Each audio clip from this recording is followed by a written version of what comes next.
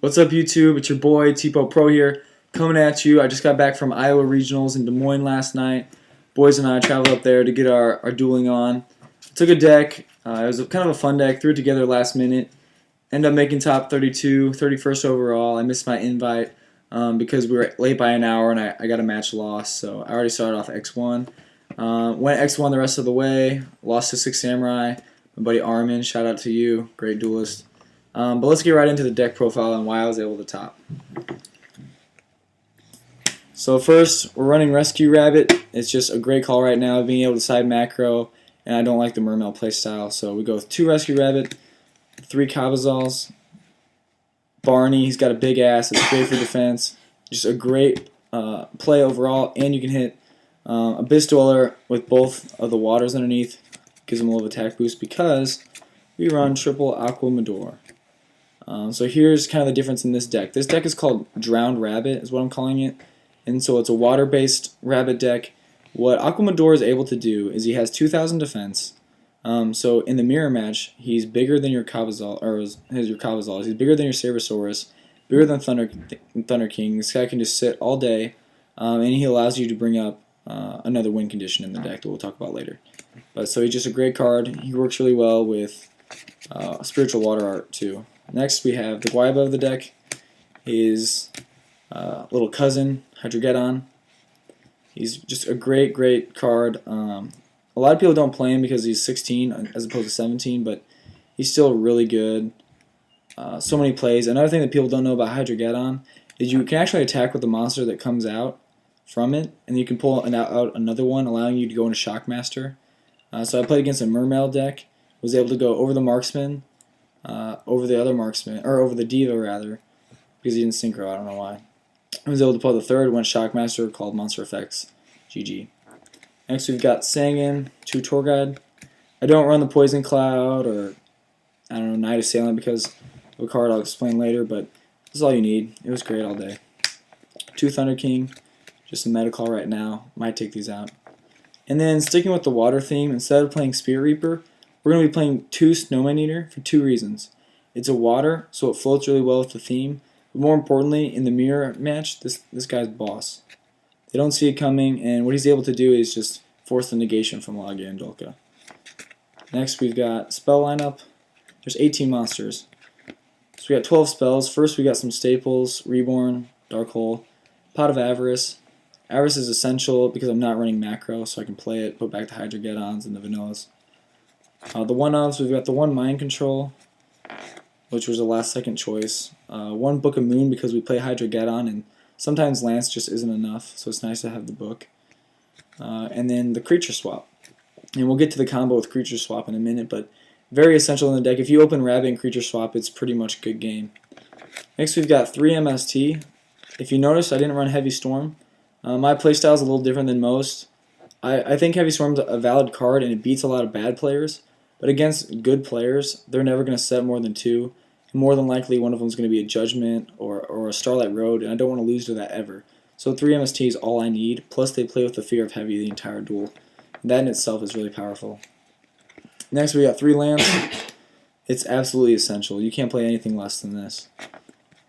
And then trap-wise, we play 12 traps as well. We've got the 1 Torrential and the 1 Starlight Road. They just both punish bad players, so you have to play them. You can't assume that everybody's good, because obviously if you're not playing this deck, you want.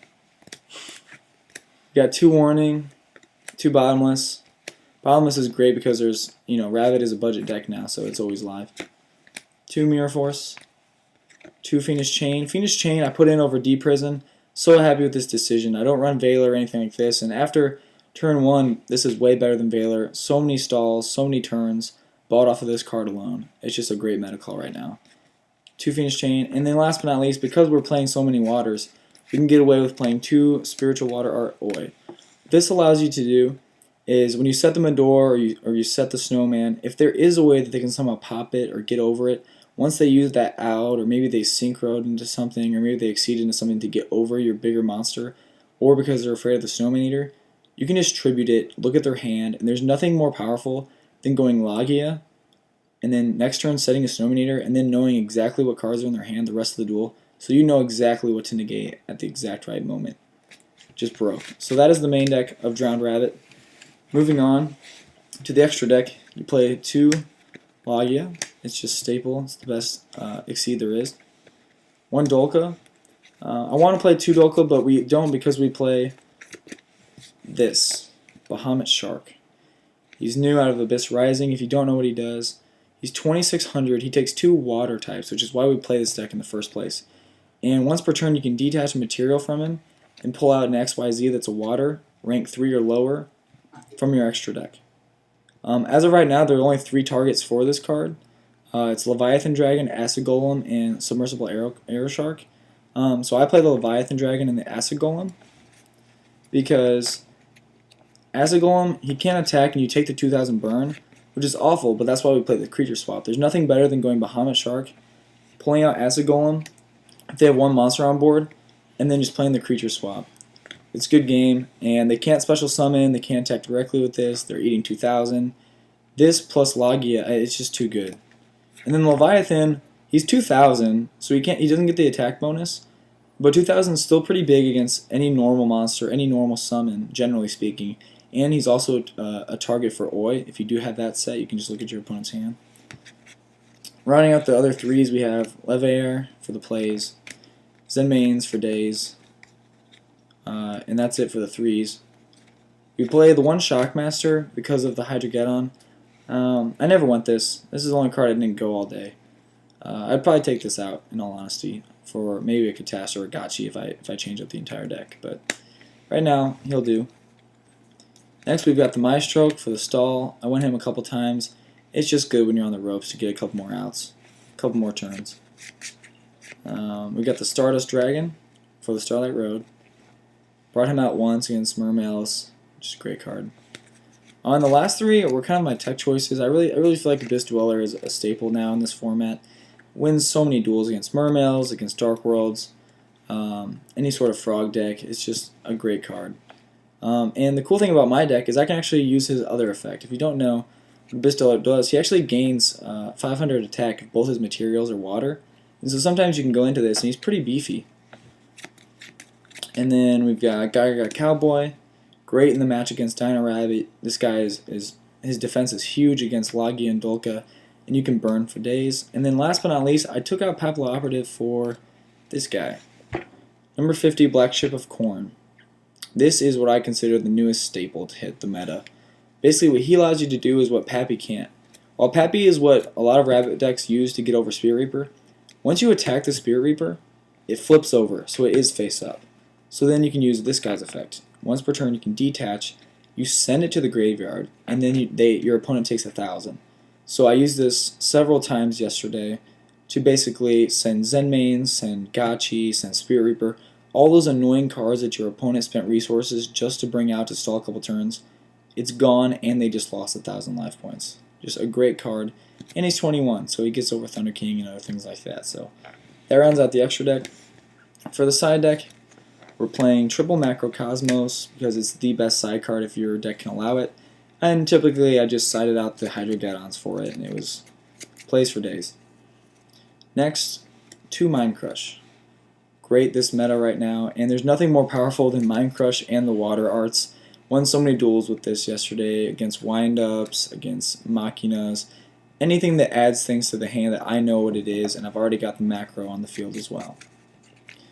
The most important side card in this deck that allows the versatility of this deck and why I feel like this deck is top tier is Gozen Match. I can side Gozen Match because all my monsters, other than the Thunder Kings, are water. Other than the Tour Guys, you've got the Medoras, the Cavazals, everything.